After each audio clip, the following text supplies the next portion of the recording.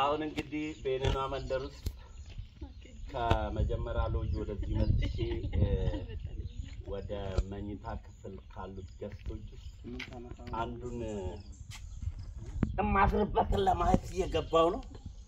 እናንተም ተከተሉኝ።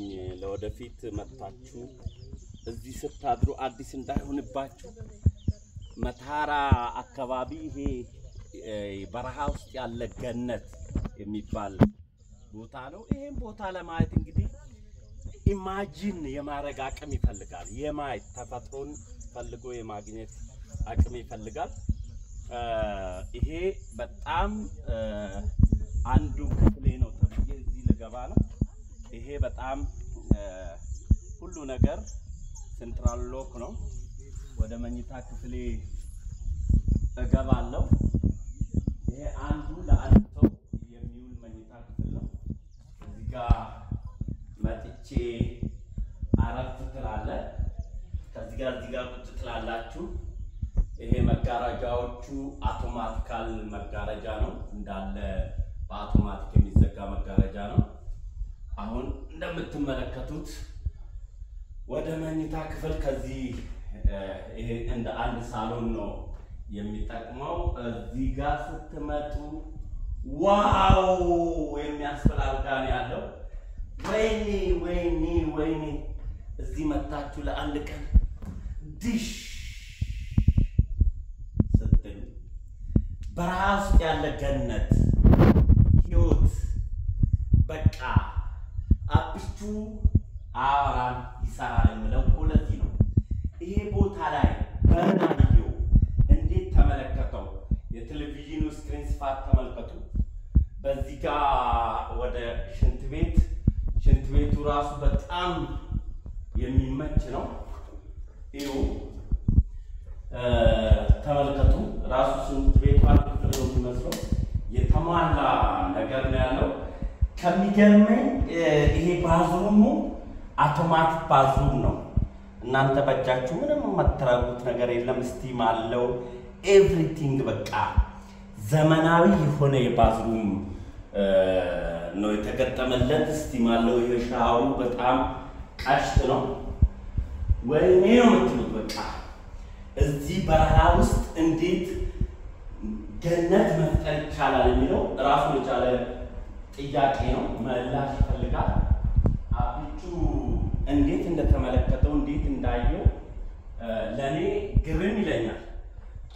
ይሄ በዚህ ጋር ወደ ውጪ ትወጣላችሁ። በረንዳ ነው።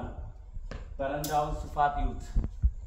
ከዛ በሰቃ ሐይቅ ዱሮ ዝም ብሎ ከንቱ ተንጣሎ የተቀመጠው አሁን ያውላችሁ የምድር ገነት ሆኖ ዛፎች ተተክሎ እዚህ ጋር ትመጡና ከቤተሰብ ጋር የበረንዳውን ስፋት የምትመለከቱ ከሆነ እዚህ ጋር እንደዚህ ድሽ ትላላችሁ።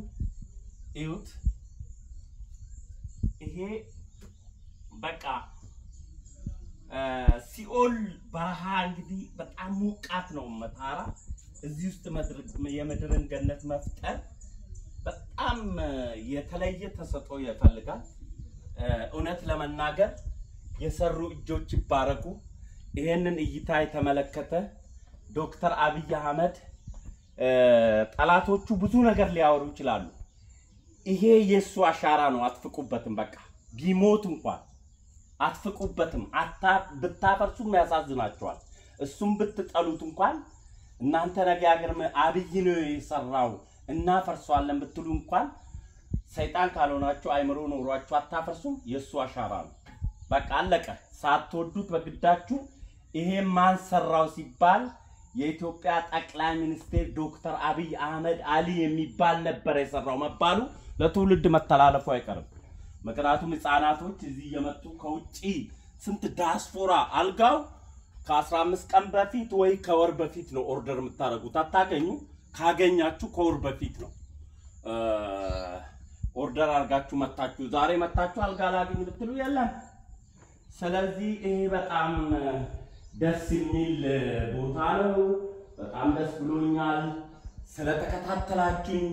የኑና የክፍሉ ፓርት ይሄንን ይመስላል እዚህ ጋር መጣችሁ እንግዲህ ከፋሚሊ ጋር ከልጆች ጋር ድሽ አይኑራችሁ የተጨናነቀ ዲፕሬሽን የመጣችሁ አዲስ አበባ ውስጥ ብራችሁን አጣጥፉ ወጣ በሉ ዱባይ አትሄዱ ሌላ ዓለም መዝናኛ አትፈልጉ ከዚህ የበለጠ ዓለም ላይ መዝናኛ አለ አሜሪካ ማያሚ የምትሄደው ይሄንን አታገኙም ልንገር ይሄ በጣም የተለየ ነው የሰው በጅዜ ያዙት ወርቅ እንደ መዳብ ይቆጠራል የሚለው የኛ ተረስ ስለሆነ እንጂ በጣም ይሄ ልዩ ቦታ ነው ታንኪዩ ስለተከታተላችሁኝ አብራችሁን ስለቆያችሁኝ አመሰግናለሁ ከቤኑና መንደር